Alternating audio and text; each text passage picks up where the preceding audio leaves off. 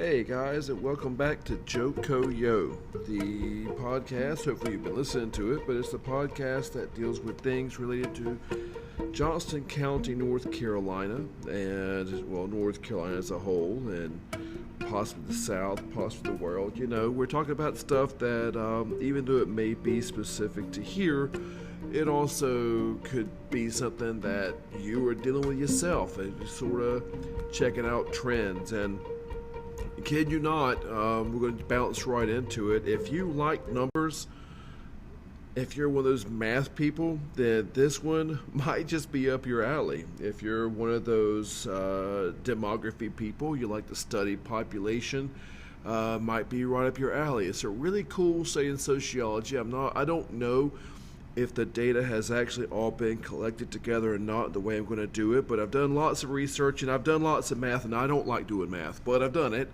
because you deserve to know the way things sort of actually are. You know, the thing is with numbers don't lie. People sometimes do, but numbers don't lie, whether you like it or not. And so, just like I said, just jumping right into it. And I don't know if this way where you live or not. If you live in Johnston County, it seems to be this way, but if you live elsewhere, it might not be. But if you know where Johnston County is, it's just about 30 miles south of Raleigh and pretty close to Cary. You're depending on what part of the county you're in. Also, not too far away from Fayetteville, which doesn't really matter as much. And if you're from Johnston County, if you're old time Johnston County, you don't call it Fayetteville anyway, you call it Fayetteville. But I digress. Johnston also is pretty close to Wilson, which again, I don't know, it depends on where you are. But really the concentration here is Raleigh and what they call the Triangle area. And don't you dare call it Raleigh-Durham. There's no such place. There's an airport called Raleigh-Durham, but it serves Raleigh and Durham. There's no such thing as Raleigh-Durham. And also the Cary area. Chapel Hill sort of, kind of, but again, I'm digressing once more. So I don't know if you've looked at the headlines over the past 20, 30 years. I mean, if you're following this podcast, I'm quite certain you have. But Raleigh and the surrounding areas has been listed for years, as far back as the 1990s, as one of the best places to live in America. If it's not Raleigh, it's Durham, and if it's not Durham, it's Cary. And I think most recently it was Apex, U.S. News and World Report or some other magazine like that. And when you start to rank places as best place to live, best place to raise a family, best place to do business, that kind of stuff, you're going to tend to attract people. And again, that's pretty much what's been happening here. Johnston County seems to be getting... I don't mean to put a negative connotation on it because I don't mean it negative at all, but the brunt of the population change, or not the only brunt, but a pretty fair share of it. I'd say more than our fair share of it, because the way it looks, just this past year you may have seen the news that that Wake County's population has not grown nearly as much as they thought it was going to. They're actually looking at having to redo some of the population growth estimates so as we can drive construction and school construction. But Johnston County, on the other hand, Johnston County has had ridiculous growth, and we can barely keep up with it.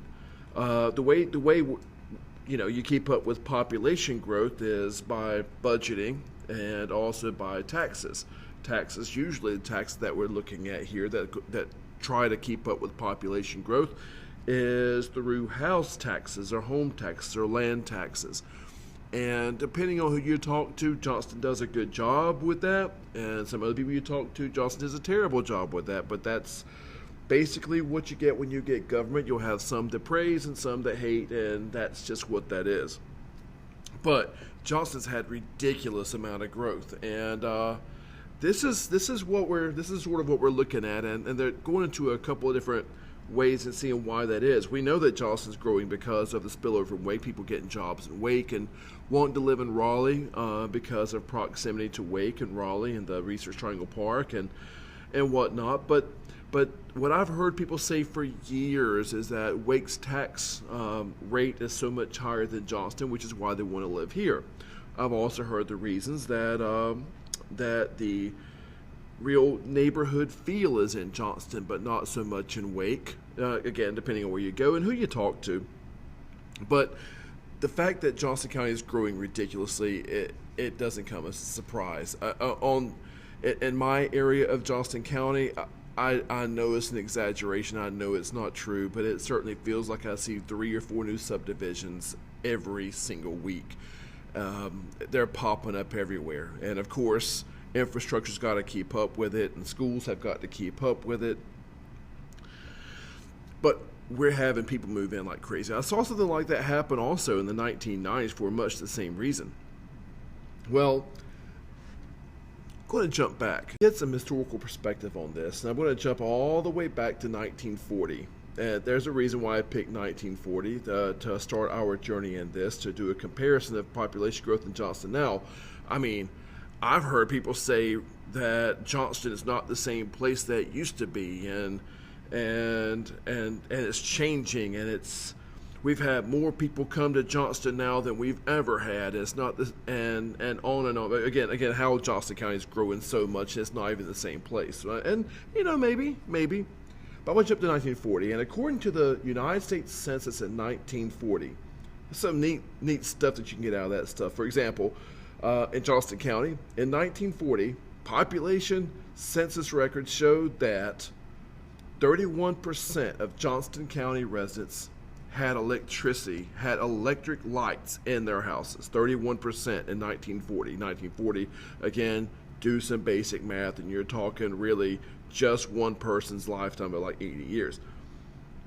Now, if 31% of Johnston's houses have electric lights, that means that, do your basic math, 69% of Johnston's population does not have lights. But keep that number, keep that year in mind. 1940, 31% of Johnston's houses had electric lights.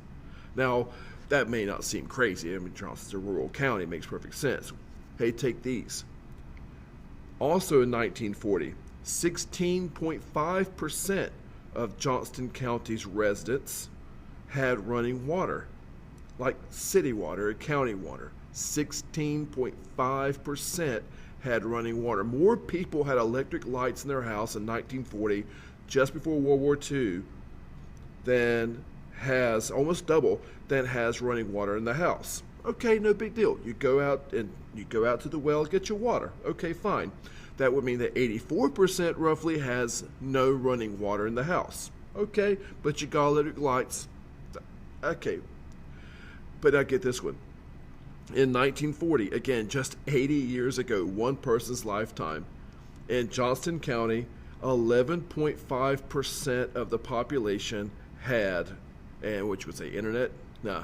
11.5% of the population had indoor toilets. So here's what kind of like gets me about this. In 1940, one grandparent's lifespan ago, 31% of our residents had electric lights, but only like 12% had indoor toilets, which means that 88% of our population in Johnston County in 1940 went outside to use the bathroom, but they had electric lights inside the house, which might already be getting some snickers like, okay, electric lights, but no toilets. Well, let's go with this one. One more number that might kind of blow your mind. 31% of Johnston's houses had electric lights, 16.5 of them had running water, 11.5 had indoor toilets, but almost 53% of them had radios. More than half the population.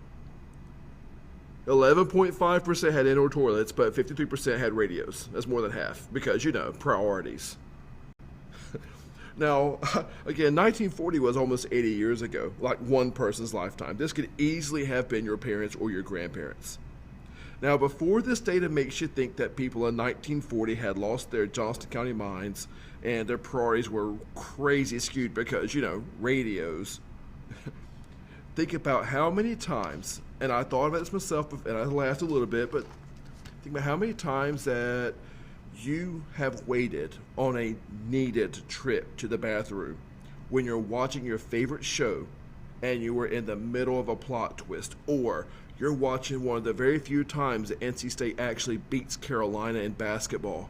And you're like, is this really going to happen? And the hopes and dreams of 30 years comes to pass, and the Wolfpack beats somebody that's, has a ranking. You're there, and you're like, oh my gosh, and you don't go to the bathroom because, see, they're not so wrong. Hey, how about this? Or you're binge watching Netflix. But just think, have you binge watched Netflix? You turn on, say, Game of Thrones or Jane the Virgin in the afternoon, and you find yourself watching episode after episode after episode after episode. And when you finally decide you have to get up to use the bathroom because you don't have an option not to anymore, you look at the window and then ask yourself, hey, when did it get dark? And then you look at the clock and see it's 11 p.m. I mean, not that I would know, but just saying, people are people.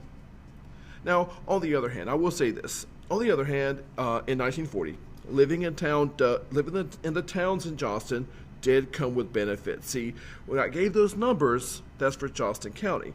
People in Smithfield, on the other hand, like a real town, they actually had electricity and running water and indoor toilets in 1913. Not everybody, but most people. It should be also noted that it was not even a year. A year was not even out from when we got electricity in Smithfield to when movies came to town. So again, priorities. The very first movie in the county, as far as we know, was a silent movie put up on a temporary screen in the town hall, but the town hall burned in 1926. But don't waste time. Get your movies going. People have to have the entertainment, of course. Selma then got power, and Clayton in the very same year. In Benson, 1914, they got power electricity. A guy named Alonzo Parrish installed his own generator for the town. In 1915, Kenley, Micro, Pine Level, Princeton, all got power too because of a guy named C.I. Godwin, who established a business and contract to distribute electricity. In 1918, Four Oaks got their power. So, you see, in 1940, you had to either live in a town that had electricity and running water, or you had to live close to one to have those amenities. Which means that around 70% of Johnston County was not in or near a town based on the earlier figures. This county was undoubtedly and overwhelmingly rural and money poor, comparatively speaking. Now, we cannot really establish a causation between the two of people living in town and electricity, but Johnston's population, I will tell you this, Johnston's population went from a little more than 27,000 in 1890 to nearly 50,000 in 1920. If you do the math, that's a population growth of 85% in just 30 years. We do not see the same population growth distributed throughout the entire county. You're going to see that in a second. But Smithfield and the other towns, you're going to see some changes. Okay, so the real story here is that combined town population, even though we had that population growth, combined town population in Johnston County went from just under 2,500, if you add the population of all the towns, 2,500 in 1890 to 8,400 in 1920. Now, while Johnston may have gotten population growth of 85%, Johnston County as a whole, the towns in Johnston got a population growth overall of 236%. Y'all, I don't know about you, but that's a heck of a lot of new people coming in just 30 years. But if you want to go even further than that, let's break it down some more numbers of people.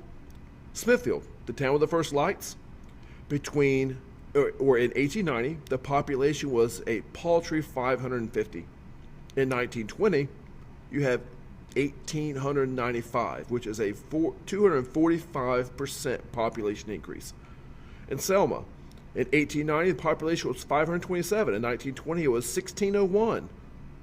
Population percent increase of 204%. In Clayton in 1890, Clayton, the population was 478. In 1920, 30 years later, 1423,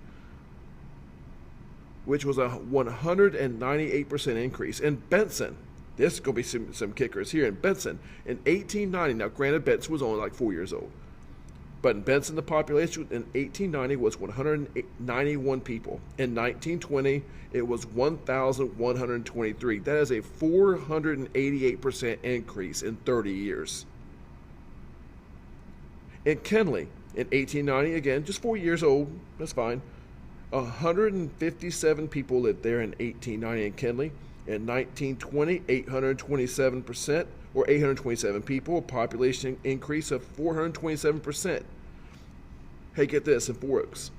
Four Oaks, in 1890, the population was a combined grand total of 62 people. In 1920, 583. Now, 583 from 62, that's an 840% increase.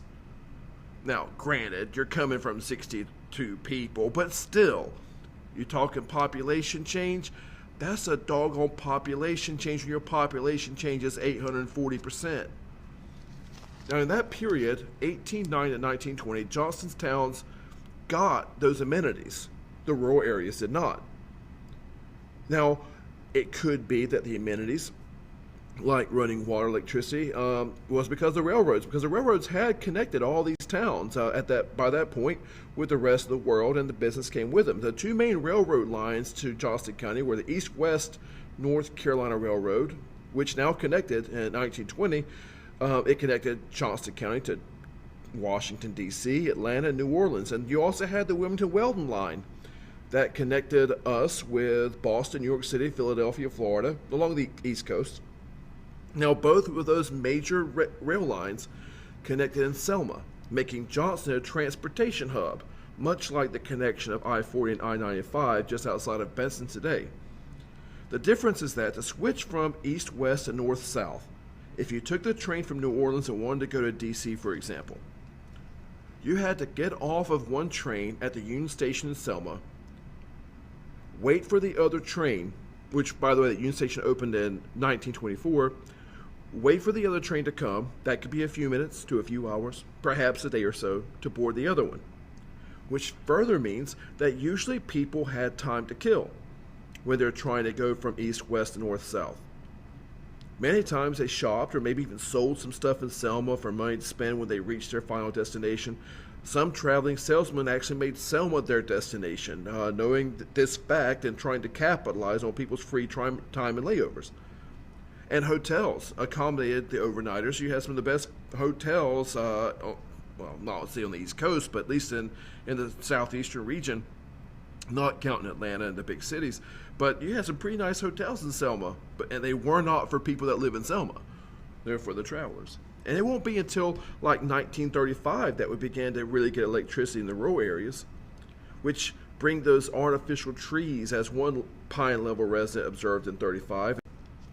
So, Johnston, population increase, that's not really new.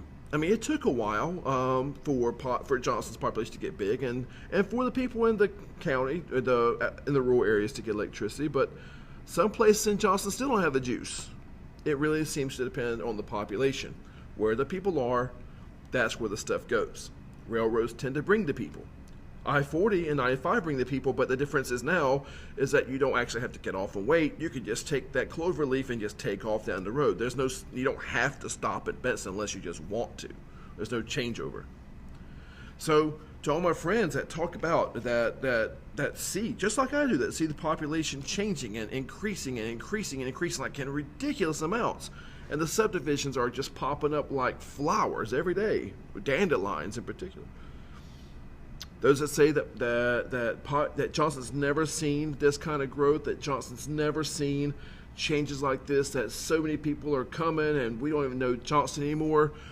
All right, well, let's do some comparison. We've already went through the numbers. Johnston and the town's growth, again, just do some numbers. Smithfield between 1890 and 1920, 245% increase. Selma, 204. Clayton, 198. Benson, 488. Four Oaks, 840, but again, not that many people. Kenly, 427% increase. Let's do a comparison. 30 years to 30 years. What we can do is that we can look at estimated population for 2020. Those numbers are sort of out. And what we can also do is that we can look at the census records, again, 30 years to 30 years from 1990, which, again, we got 30 years. So just to do some numbers and just to do a bit of a comparison, Johnston County is projected to have approximately 195,000 people in 2020, really just next year. By comparison, in 1990, Johnston County had 82,000 people. Now, that's a lot of population growth. How much exactly of a percent? That is significant. It's a 137% increase. Y'all, that's a lot of people coming in. And a higher percent overall than what we saw happen in the previous 30 years. But let's look at some other numbers too, because that's going to tell even more of a story. By comparison, Smithfield, it projected numbers, 12,669 roughly. In 1990, the census showed that Smithfield had 10,821, which is an increase of 17%. Selma, 2018, 2020, almost 7,000. In 1990, we had 5,295 in Selma, which is a population increase of 31%. That's some people. And just run them down. In 2019, 2020 estimated, Benson's supposed to have 3,832. 1990, 2810. Population increase of 36%. Four Oaks, in 1990, 30 years ago, we are looking at 1,203. 2019, 2,190. That's a population growth of 82%. Micro, this is different though because we're just dealing in the hundreds and not thousands. But Micro in 1990 had 420 people total. That's why it's called Micro. That's a beautiful place to be though. And in 2019, we had 520. Population increase of 23%. Pine Level. Some of y'all don't get a whole bunch of love in Pine Level, but in 1990, your population was 1,328. 2019, your population is 1,978, a population increase of 49%.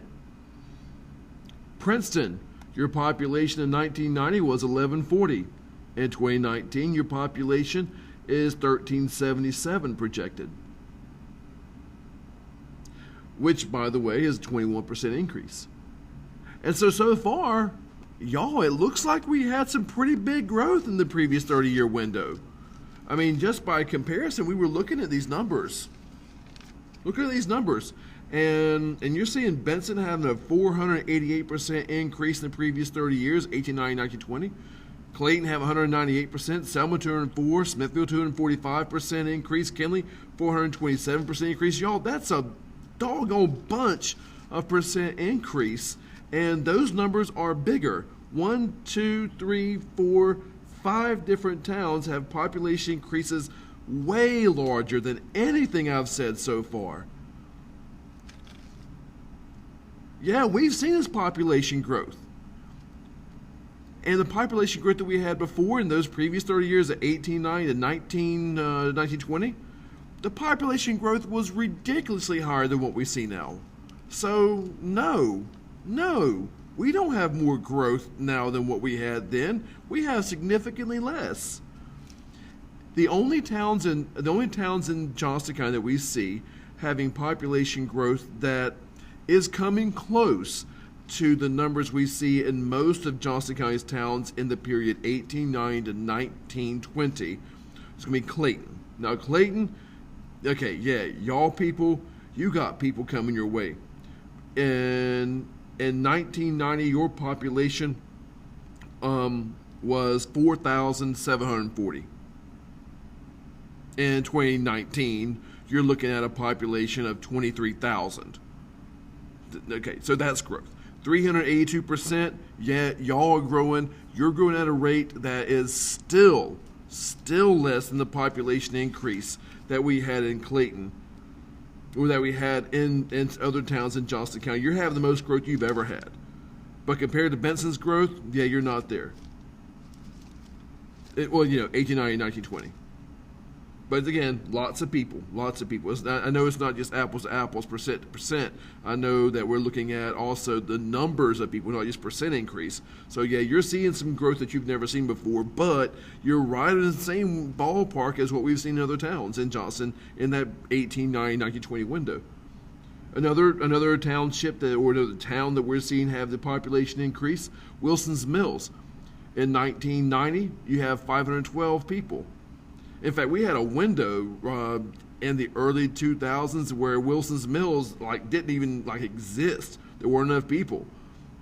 2019, you've got 2,689 for a population increase of 425%. Now that's a lot of population growth. But when you're going from 512, I don't really think it's the same. But then again, we use the sample size of 191 people in Benson in 1890.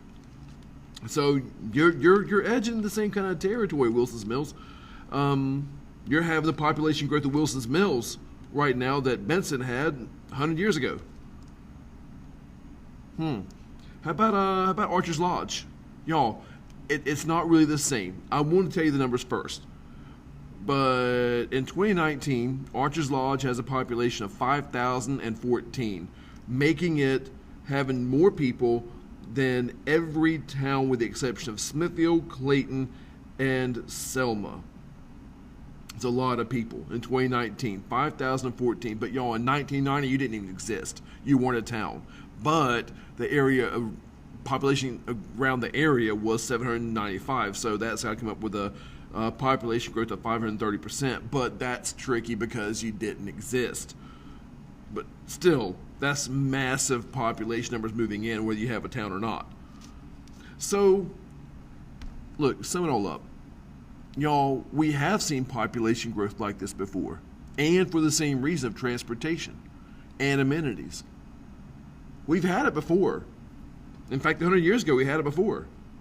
I mean, exactly 100 years ago, we had it before. Maybe it's how we deal with it. I don't know. But y'all, when you see things and you hear people say that we've never had this many people, that's true. But in terms of percent of people coming in and changing your community, y'all, we have seen it before. We have. And really, population growth happens in two ways. Population growth is always going to be natural growth from the population that's there having babies, or it's from outsiders immigrating in. You can look at the census records and see, just like now, 1890 to 1920, that population growth was almost all immigration into those towns.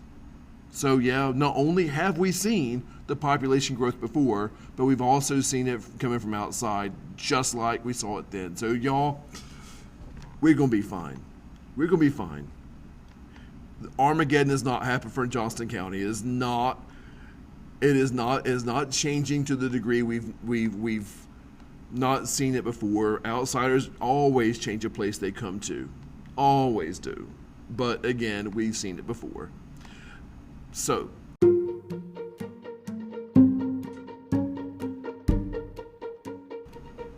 y'all, it's been fun.